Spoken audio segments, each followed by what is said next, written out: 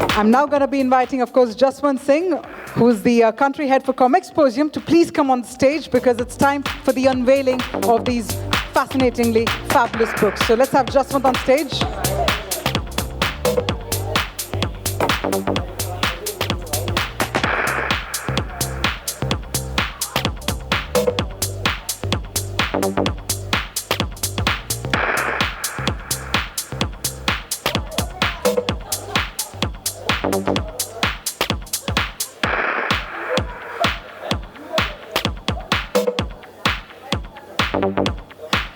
And let's have you all pose for the shutterbugs.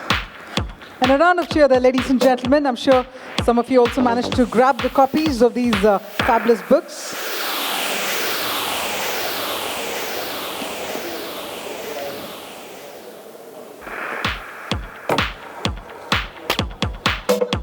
And with that, we'll officially get started with the session. So we'll lower the music and let's have the mics on the stage. That's right. I'm going to hand over my mic to Preeti. Hello? Okay. Hi, guys. Thinning audience, last day, last session, but I'm glad we're all here. So without wasting any more time, I'll just get started with Vivan. How did this happen? The first thing I ever tried to get published was a book of horror short stories back in 2014 or 15, and at the time there was a great revolution at that time of digital publication, and of various publishing houses like Juggernaut and whatnot were doing various forms of publication by which they would disseminate the work digitally as opposed to through print. Now, the thing is that being a sort of old-fashioned kind of person, one has the fixation on the actual physical thing. So I kind of held out for that. And because it was, there's not a real market for short stories, I decided to write a novel. Because it's not easier to get a novel published per se, but at the time when I was getting the book published, when I was trying to submit it, at that time, definitely there wasn't much of a market for short stories. So, which is why I decided to take a crack at a full-fledged novel. And it's a very different form from the short stories. And it's interesting that we're talking about capturing the attention of the millennial. And I think there's probably a market for both, there's an interest for both, even for long-form things and for short snippets as well. So it's interesting but this was always a subject matter that's been very close to my heart. The whole Mumbaiya underworld and the sort of underbelly of Bombay, it's always been something that's very fascinating. So it was great to make some kind of fiction out of that. You are a family of artists. Are you a family of readers too? Oh yes, very much so, very, very much so. In fact, a lot of the work that we do on stage and theatre through Motley, our theatre company, a lot of it is actually prose, as opposed to dramatizing a full-fledged play, which is usually logistically and economically also very complex. We've recently been gravitating towards works of classic literature, whether it be Saadat Hasan Manto, Ismat Chugtai, or writers like Harishankar Parsai, Bhisham Sahni, Krishan Chandar. We've been adapting and dramatizing works of Indian literature, even works of English literature, like for instance the works of Stephen Leacock or Edgar Allan Poe and James Thurber. So we sometimes do them as short story performances, or sometimes we dramatize the prose and make it into a sort of almost like a script, a play script. So we're a family of people who are big literature buffs and fans. That's fantastic. That's great to hear. Another question that I had is that when you were writing also from a perspective that you were envisioning that at some point in time, looking at the explosion in media, this will turn into a web series or a movie at some stage? No, because it's interesting. The thing is that the genre, especially, I think this applies to both the genres, which Bilal wrote in Bard of Blood, which is spy fiction, which is an espionage. It comes from a long tradition of people like Jean Le Carre and, his influences also, the people that he's really fond of. And so, which is why I think both novels of this sort were probably conceived primarily as novels, because they follow a very novelistic archetype, having the spy protagonist or having a sort of a detective protagonist. These are very novelistic devices. So the fact that it gets made into a adaptation in the filmic medium is, I think, a cherry on the cake. That's not something that can be anticipated. What do you think, Bilal? I mean, when you start writing nowadays, you always have it at the back of your mind that perhaps the best thing to happen to the book is at some point if it gets picked up for an adaptation. Because, okay, so I think on an average, every person who goes back home after a long day of work has maybe an hour and a half or 2 hours to dedicate to entertainment. At one point, I think that was given to reading. I'm talking about probably people I know, may be different for other people.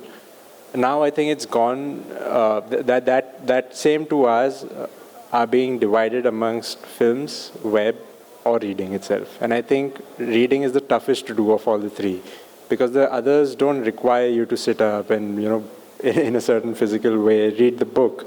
But if you're watching something, what I'm getting at is that stories are kind of competing with each other, and the medium is what matters. So that book is competing with a show in a way for the same 2 hours of a person. So for the attention span of the consumer. So when you're writing, there are certain things, even though it's not the right way to write, perhaps it's the newer way to just keep yourself abreast with times that are changing, just to kind of give that cinematic experience, if not completely, then partially through a book. And you can do that through commercial fiction, like my book, like Vivan's book, without compromising the art of writing itself, perhaps. So that's just my thought in general. I don't know if I make sense or no, but I think the information explosion and the current digital revolution that we're witnessing has definitely changed the nature of viewing, watching, listening, hearing, reading. It's affected all the senses. It's a sensory sort of overhauling. So, which is why it's definitely changed most people's consumption sort of habits, right? Yeah. Patterns, yeah.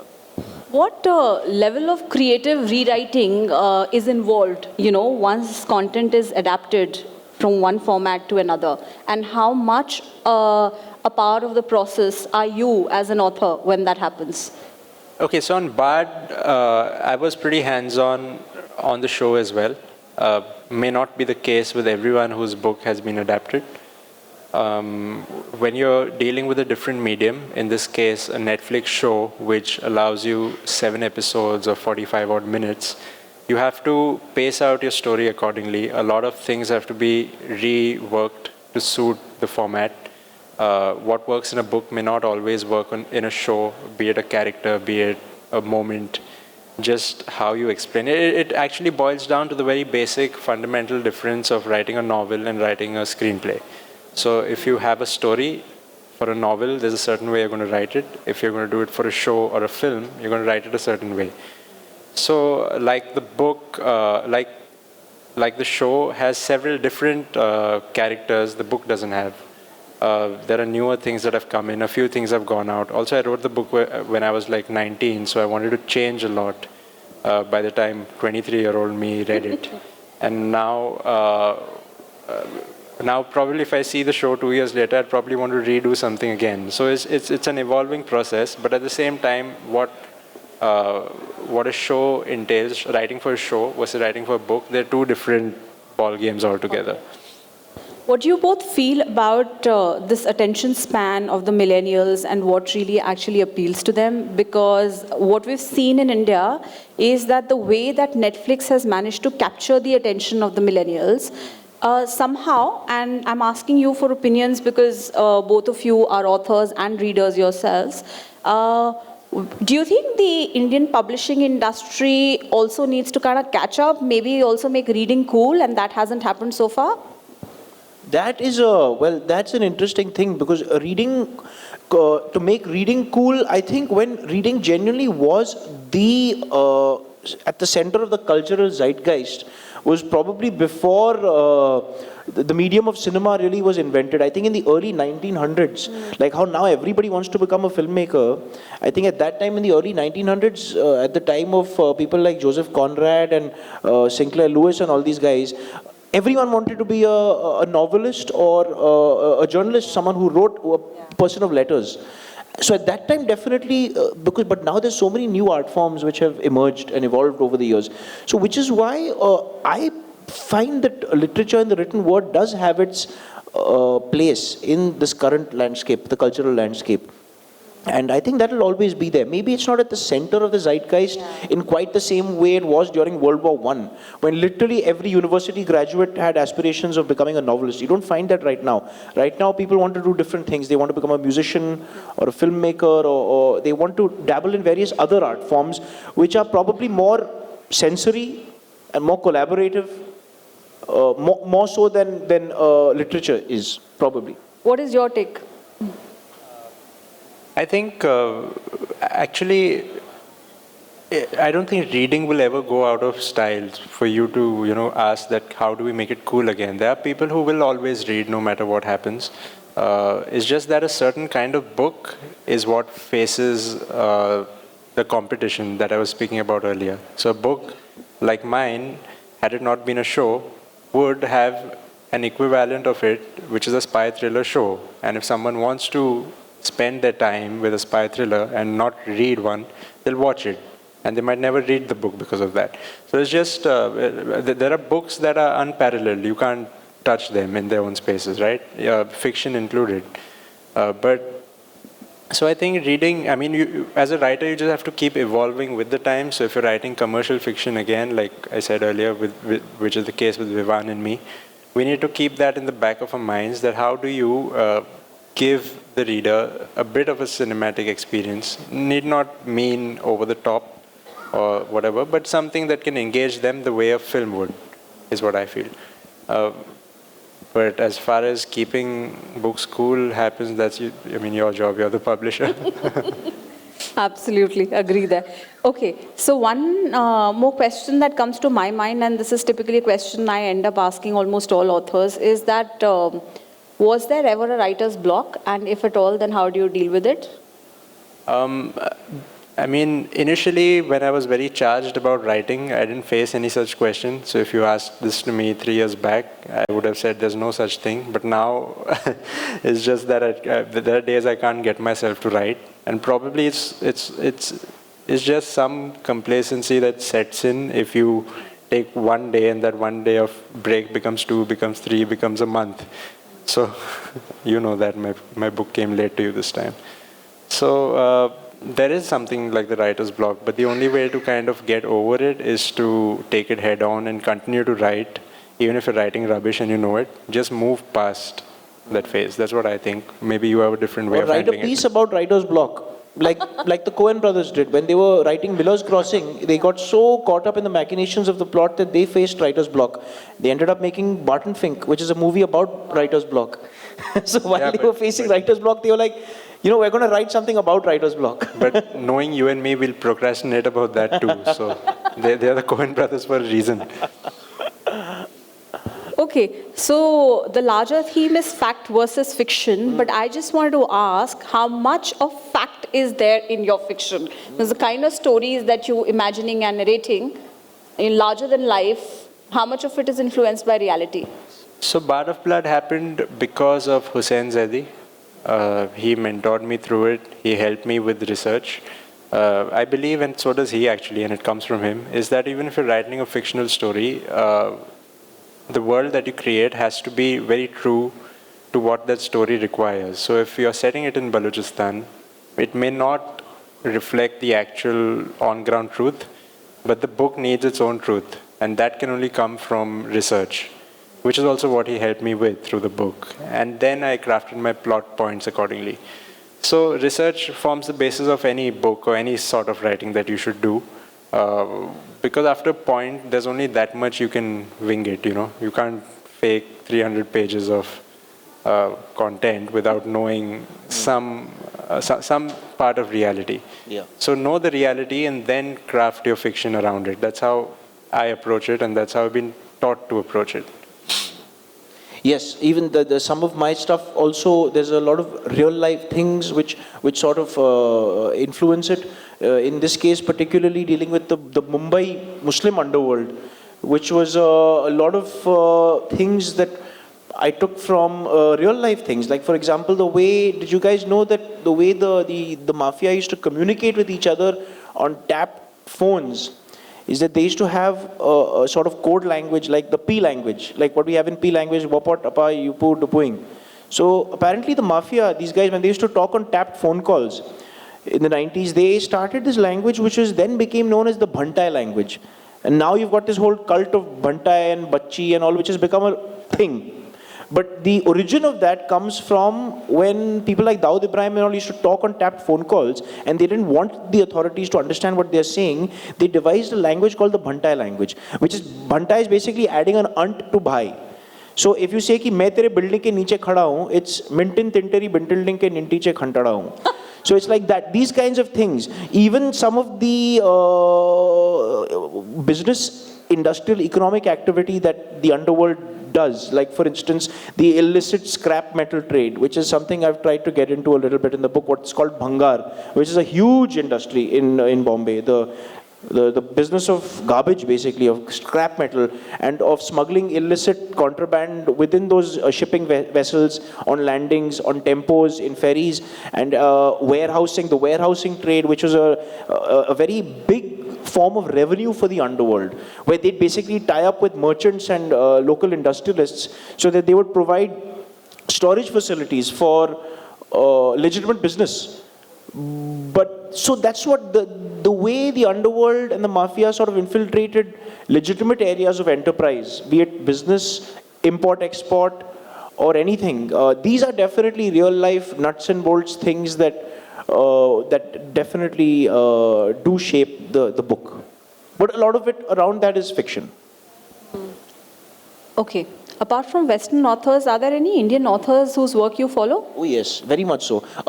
You mean Indian authors writing in English? In India? Yeah, My personal favorite Indian authors, I keep going back to the guys like Premchand and Ismat Chugtai. For me, they are really, I mean, they are like the Shakespeares and Miltons of India.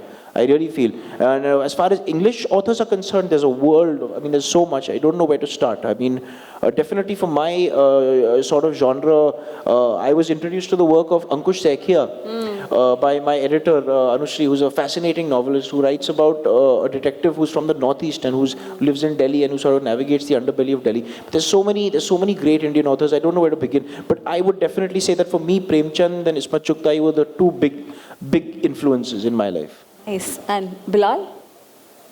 Actually, I mean, I don't make a conscious decision when I'm in a bookstore to pick up a Western or an Indian author. Whatever interests me is what I read. Of course, having said that, there are several Indian authors that I've read. Hussain, so obviously. Of course. For me, I think that's primary. Goes without saying. But Ravi Subramaniam, people like that. So I read whatever interests me. I don't. One question before we wrap up. Do you think writing is a gift or can you be trained to be a writer? I think it's like everybody has a singing voice. Everybody can sing. Now you have to tune that voice to sing in key. But I think everybody is capable of writing. Just like everyone is capable of drawing, everyone is capable of singing. We tend to mystify the act of creation a lot, as if it's this shamanistic thing. It's not. I think it's a very, anyone can do it and anyone should do it. It's and the more you do it and the more you're interested in it, hopefully you'll try to understand more about it. And so which is why I think everybody's blessed with a voice, whether it's a writing voice or a singing voice. And it's just our job to keep tuning our instrument and sharpening the craft. Fascinating. Bilal, I read somewhere that I think you started writing with the KKR blog. Yeah, did that happen in college? And so what do you think about it? I mean, can you be trained to be a writer or is... See, sometimes this is what I think. It comes naturally to people. And then if they want to pursue it, there are a bunch of things that they have to do to hone those skills.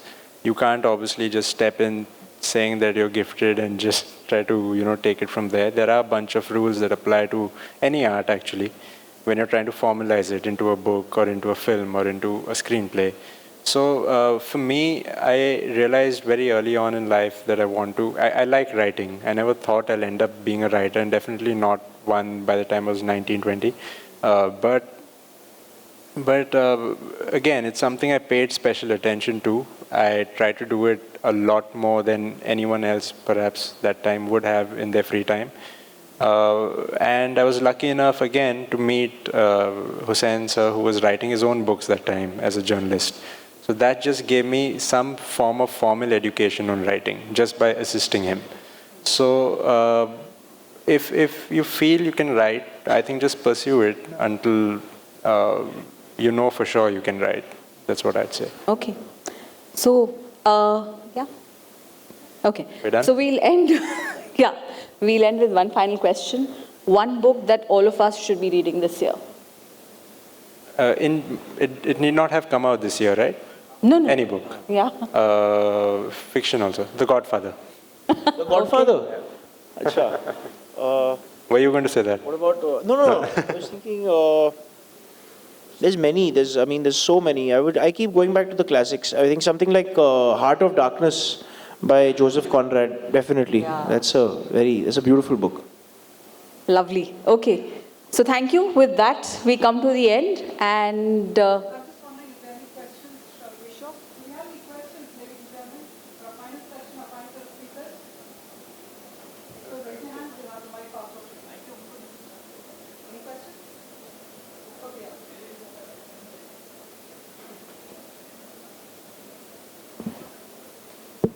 First of all, congratulations. I think at such a Thank young you. age, you guys are doing a fantastic job, right? Thank you so much. My question to the two of you is, as an author, how do you determine the sweet spot between the creative aspect and the commercial aspect of releasing a novel or a book? Actually, someone else does that for us. No, but as Vivan mentioned early on, right, there is a market to a particular genre of creativity, right? And there might not be a market for a specific genre. So how do you decide on that, and how do you determine whether there is a market and what kind of market? How do you do the opportunity sizing, or the publisher or the author? How does the mechanics on that front work? Actually, I think even Preeti will contribute to this answer, but I feel, so this is how it worked for me so far. With my first book, it's the kind of story that I wanted to write, and it so happened that it fit into Penguin's scheme of things. They wanted a spy thriller at that point. My second book was commissioned. It was me writing for the actor Imran Hashmi because his son battled cancer, and it was about that. My third book was written on a brief. Penguin kind of came back to me and said that we want a thriller of this kind. Try to work within these guidelines and make your own story, which I did. Now the fourth book is something that's not come out yet, but I pitched to them and it worked for them. So it's been greenlit to be published. So I think it's a matter of where you are at that point of time. Also as a writer, what kind of identity have you taken on in the audience's eyes? So if there's a writer who's constantly writing romance and he wants to break away and probably write a thriller, the publisher's first instinct, I think, would be to tell him just stick to what you're selling best. Unless, of course, they really believe in just the author himself and the book itself. But that's where I think you should take it, because I think you'll know better how that part happens in the office. yeah. Okay. So to answer that in very simple terms, I don't think the commercial viability of a project can ever determine what one should be writing. Because in India as well as overseas, you'll see content being published across a wide variety of genres. So you have, in non-fiction, business books, which do very well.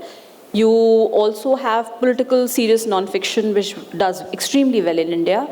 And then you have fiction. Within fiction as well, you would have literary fiction, which, for instance, just to give names, the likes of an Arundhati Roy or Amitav Ghosh would be writing.